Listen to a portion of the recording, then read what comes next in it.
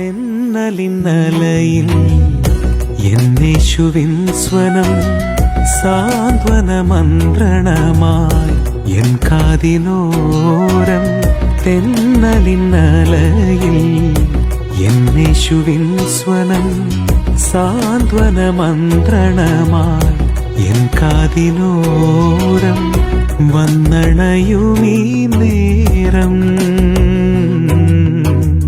പാടുന്നീ പാഴ്മുളയും എന്നേശുവേ എൻ കർത്താവും ദൈവവുമായവനേ. എന്നേശുവേ എൻ കർത്താവും ദൈവവുമായവനേ. തെന്നലിന്നലയിൽ എന്നേശുവിൻ സ്വനം സാന്ത്വന മന്ത്രണമായി എൻ കാതിനോരം.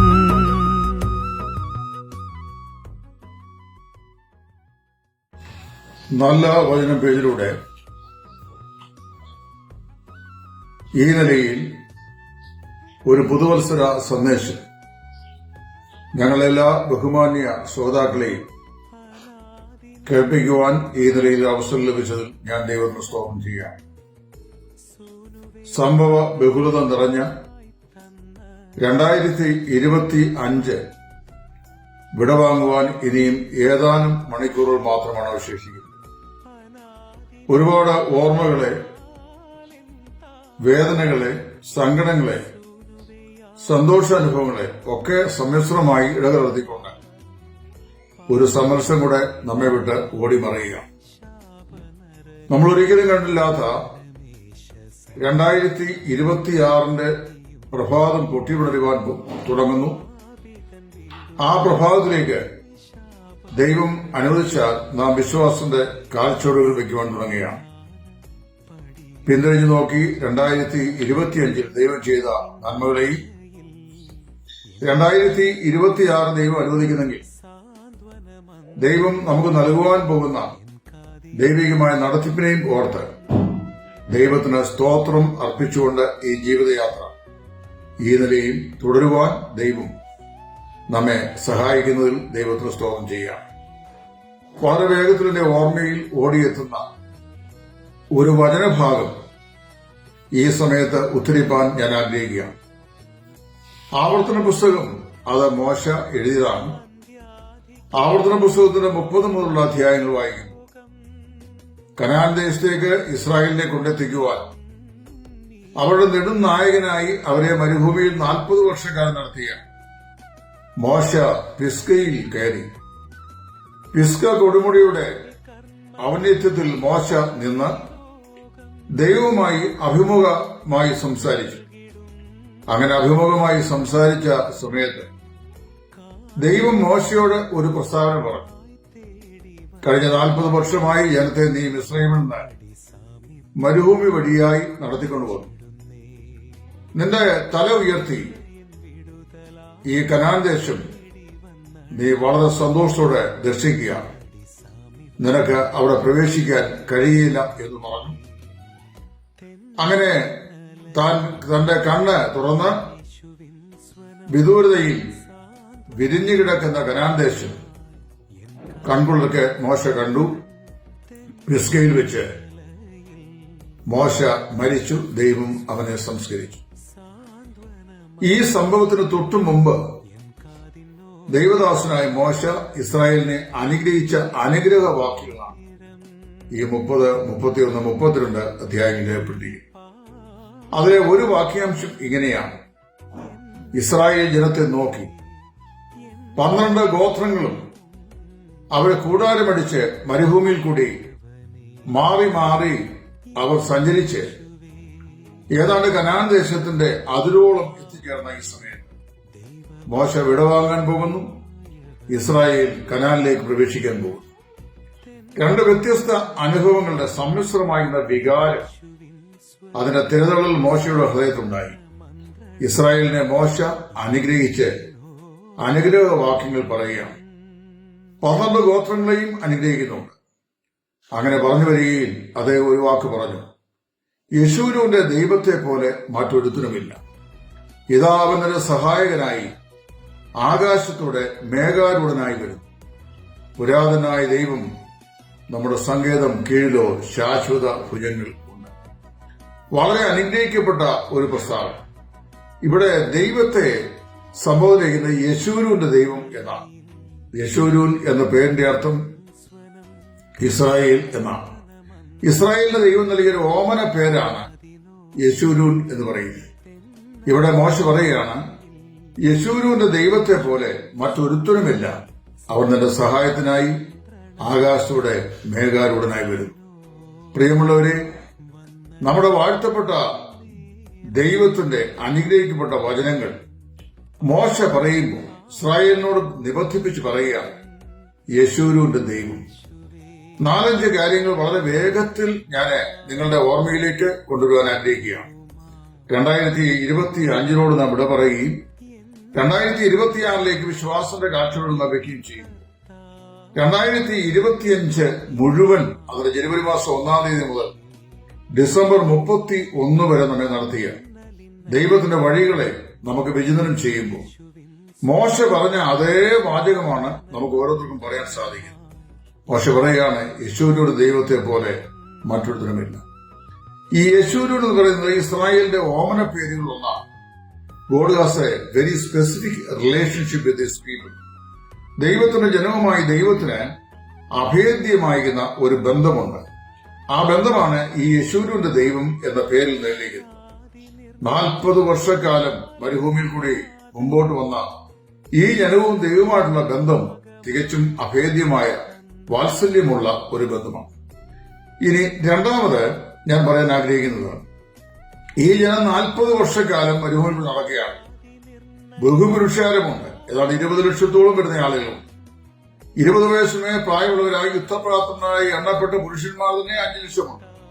പിന്നെ അവരുടെ ഭാര്യമാരുണ്ട്, കുഞ്ഞുങ്ങളുണ്ട്, ബാലിക ബാലന്മാരുണ്ട്. എല്ലാം കൂടെ ഏതാണ്ട് 20-24 ലക്ഷം ആളുകൾ വരും. അവരിങ്ങനെ യാത്ര ചെയ്യുകയാണ്. ഈ യാത്രയിൽ അവർക്ക് ഒരിക്കലും ഭക്ഷണത്തിന് ഒരു മുടക്കവും ഉണ്ടായിട്ടില്ല.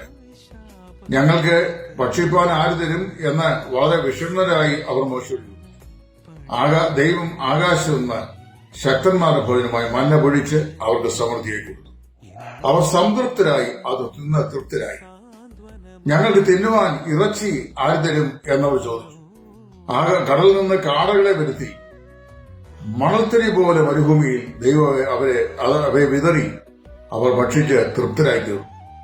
അവരുടെ 40 വർഷക്കാലത്തെ യാത്രയിൽ ആഹാരത്തിന് യാതൊരു മടുപ്പും മുടക്കും അവർക്കുണ്ടായിട്ടില്ല. 2, അവർക്ക് കുടിപ്പാൻ വെള്ളം.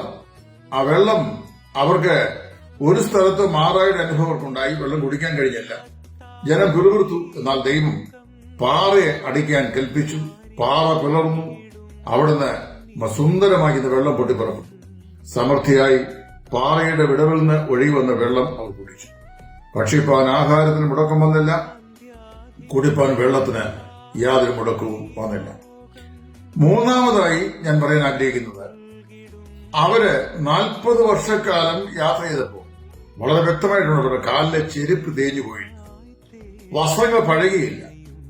ഡിവൈൻ പ്രൊട്ടക്ഷൻ ആൻഡ് പ്രൊവിഡൻസ്, ദൈവികമായ കരുതലും ദൈവികമായ സംരക്ഷണവും.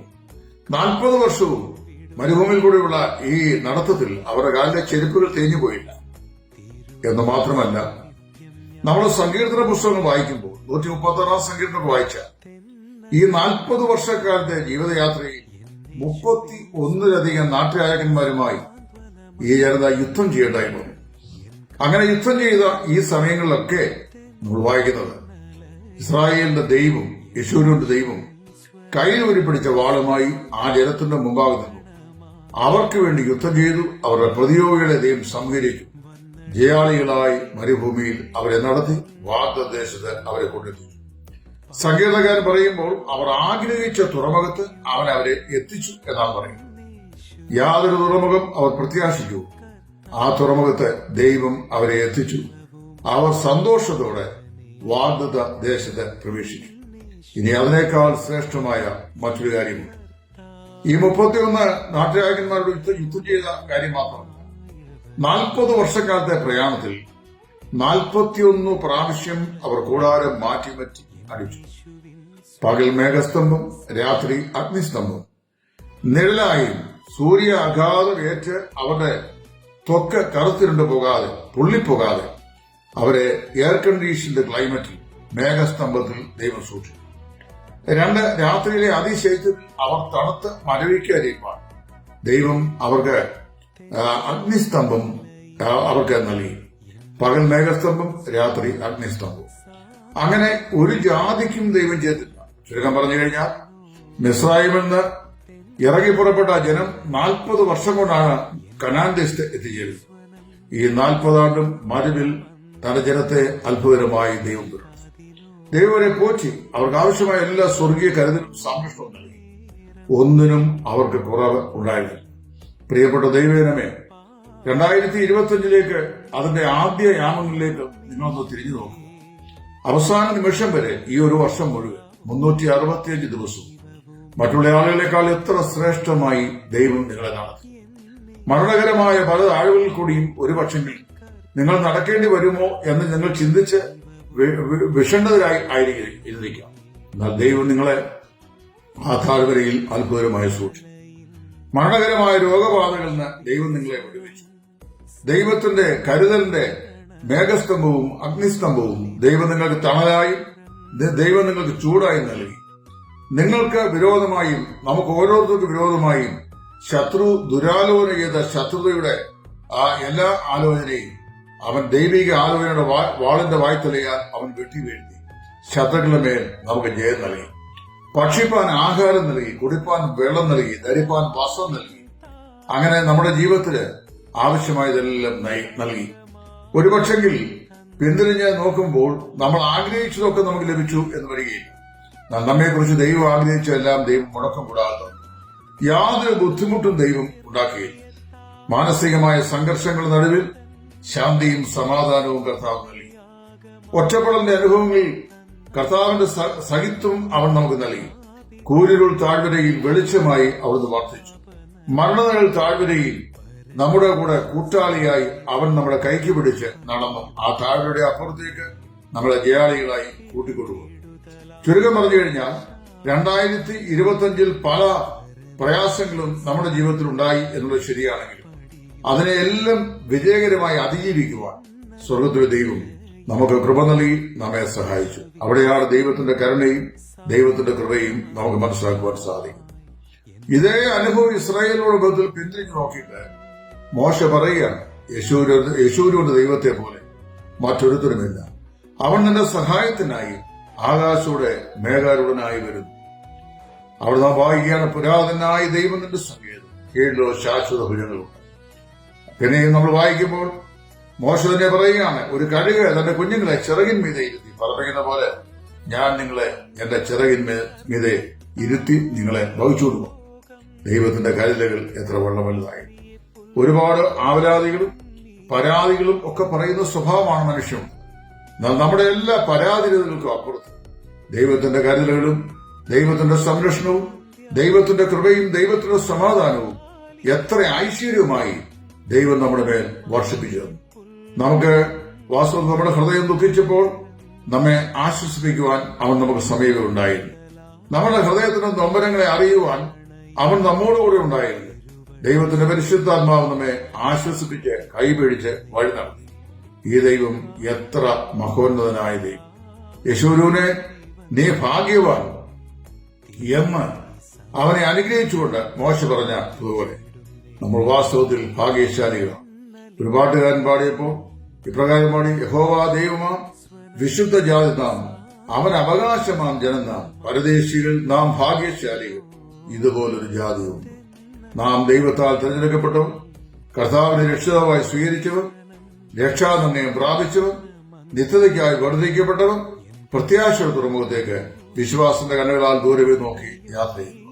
നമ്മുടെ ജീവിതയാത്രയുടെ ഓരോ നാളുകളും ക്രിസ്തുയേശുവിൽ നമ്മെ നടത്താം എന്ന് അരുളി ചെയ്ത വിശ്വസ്തനായ ദൈവം നമുക്കായി ഇന്നും ജീവിക്കുന്നു.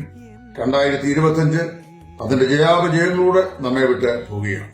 2026 പുതുപുത്തൻ പുലരിയിലേക്ക് നാം പ്രവേശിക്കുമ്പോൾ നമ്മെ നടത്തിയ, നമ്മെ കരുതിയ, നമ്മെ സ്നേഹിച്ച നമ്മുടെ കർത്താവിന്റെ വിശ്വസ്തമായ വാഗ്ദത്തങ്ങളെ പിൻപറ്റിക്കൊണ്ട് ഞാൻ തന്നെ ഒരു നാളും കൈവിടുകയും ഉപേക്ഷിക്കുകയില്ല എന്നല്ല ചെയ്ത കർത്താവിന്റെ വാഗ്ദത്തം മുറുകെ പിടിച്ചുകൊണ്ട് പ്രത്യാശയോടും ധൈര്യത്തോടും കൂടെ വിശ്വാസത്തിന്റെ കാഴ്ചകളിൽ പുതു വർഷത്തിന്റെ പുത്തൻ പുലരിയും നമുക്ക് മുൻപോട്ട് വയ്ക്കാം. ദൈവമായ കർത്താവ് നമ്മേവരെയും അനുഗ്രഹിച്ച് സഹായിക്കുമാറാകട്ടെ.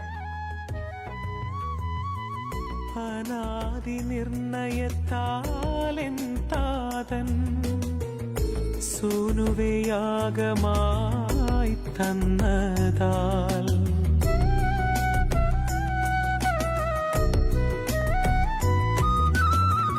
അനാദി നിർണയത്താലെൻ താതൻ സൂനുവയാഗമായി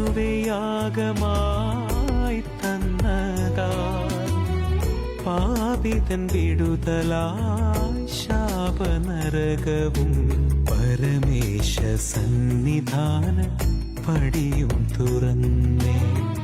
പാപിതൻ വിടുതലായി ശാപനരകവും പരമേശ സന്നിധാന പടിയും തുറന്നേ.